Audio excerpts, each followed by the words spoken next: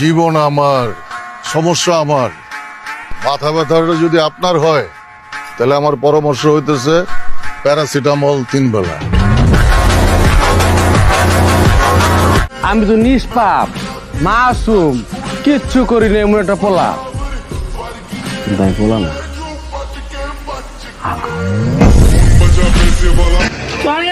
তো গাইস, কেমন আছেন সবাই? আশা করি সবাই অনেক অনেক ভালো আছেন। বরাবরের মতো আমাদের নতুন আরেকটি ভিডিওতে আপনাকে স্বাগতম। আজকের ভিডিওতে আপনারা দেখবেন সোশ্যাল মিডিয়া সহ বিভিন্ন শর্ট প্ল্যাটফর্মগুলোতে রাতারাতি ভাইরাল হওয়া অ্যাটিটিউড কিছু ডায়লগ, যে ডায়লগগুলো ব্যবহার করে বর্তমান জেনারেশনের পোলাপাইনরা এলাকায় ভাব দেখায়। তুমি আমারে দেখো, আমি কোনো মায়া মুয়ার ভিতরে আমি নাই।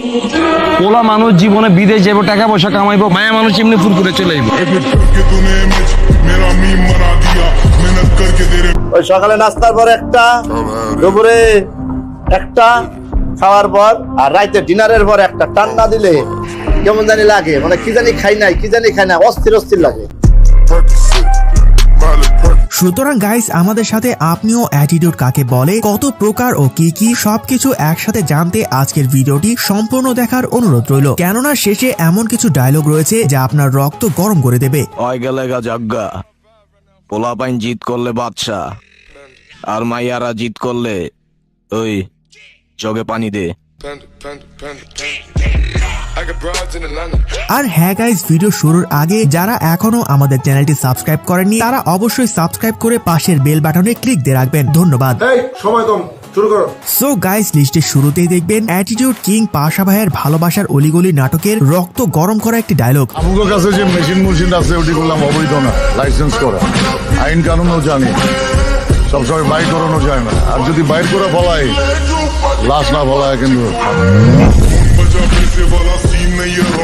ভাই রে ভাই, পাশা ভাই মানে আগুন। তার মুখের এক একটি লাইন যেন বারুদের মতো ফুটে ওঠে। ঠিক আছে, আপনি কেস উঠায়েন না, আমরাও দেখি কি করতে পারি।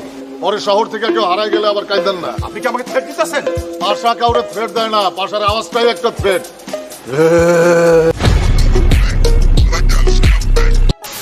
তো যাই হোক গাইস, এর পর দেখবেন মোশাররফ করিমের লাইলি মজনুর প্রেমের হাট নাটকের মারাত্মক একটি ডায়লগ। ওই মেশিন কই পাওয়া যাবে রে?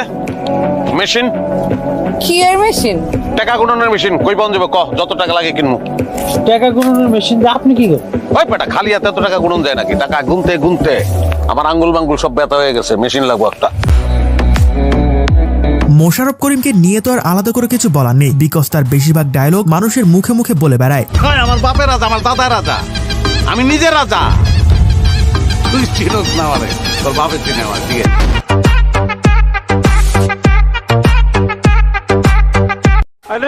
সো গাইজ, এর পরে রয়েছে নারায়ণগঞ্জের কিং শামীম ওসমানের স্টেজ কাঁপানো রক্ত গরম করা একটি ডায়লগ।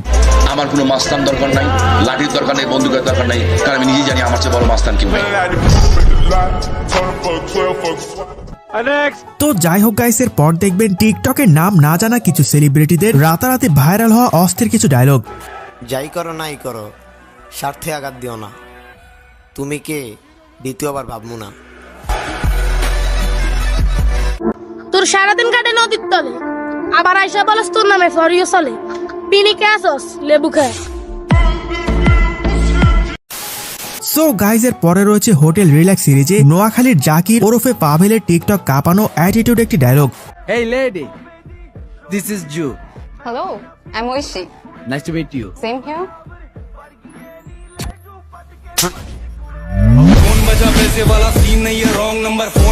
ভাবতেই অবাক লাগে, একসময় যে শুধু একটি টিভি শোতে স্ট্যান্ড আপ কমেডি করতো, আজ তার এক একটি নাটকের ডায়লগ বাংলাদেশ কাঁপাচ্ছে। আপনার জন কইলাম আমি যে হোটেল রুমটাই কিনালামু, তোর আপনার বুঝা দরকার ছিল না যে আমি কে? আমি জনি সরকার, আমার নামটা চাই না, ঠিক আছে?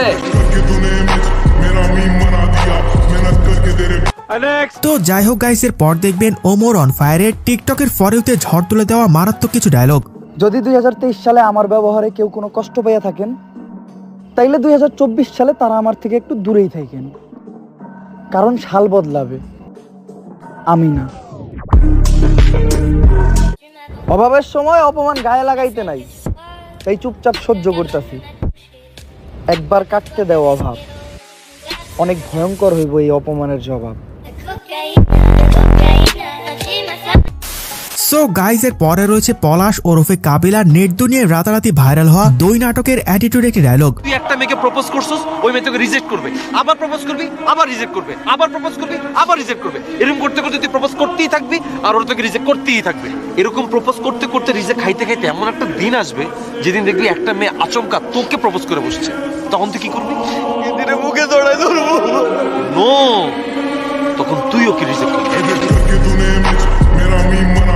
আসলে কাবিলা মানে আগুন, তার বেশিরভাগ ডায়লগ বর্তমান জেনারেশনের পোলাপাইনদের মুখে মুখে ঘুরে বেড়ায়। কয়দিন পর নেতা হবি, এখন এত বয়ডর পাইলে চলবো বেটা।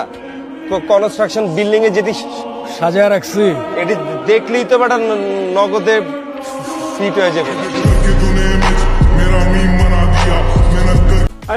তো যাই হোক গাইস, এর পর দেখবেন কেজিএফ চ্যাপ্টার 2 এ আসে সারা বিশ্বে ঝড় তুলে দেওয়া মারাত্মক একটি dialogue. Violence, violence, violence.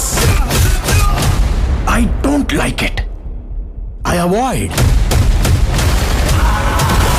But violence likes me. I can't avoid. So guys এর পরে দেখবেন ছোট পর্দার জনপ্রিয় অভিনেতা নির্জন নাহুইলের টিকটক কাঁপানো অ্যাটিটিউড একটি ডায়লগ। যারা ব্যাক বেঞ্চে বসে না, which means ব্যাক বেঞ্চার্স, ওরা একটা জিনিয়াস। আর ক্লাসে তো শুধুমাত্র সিলেবাস কভার করে, ব্যাক বেঞ্চার্সরা পুরো ইউনিভার্স কভার করে। আর পৃথিবীতে যত বড় বড় জিনিয়াস আছে না, সবগুলাই ব্যাক বেঞ্চার্স।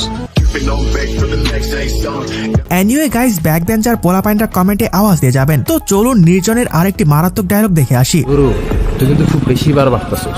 প্রথম শব্দে গুরু বললি, সেকেন্ড শব্দে তুই বলে সম্বোধন করতেছিস। রেসপেক্ট করবি না ইনসাল্ট করবি আগে ডিসাইড কর।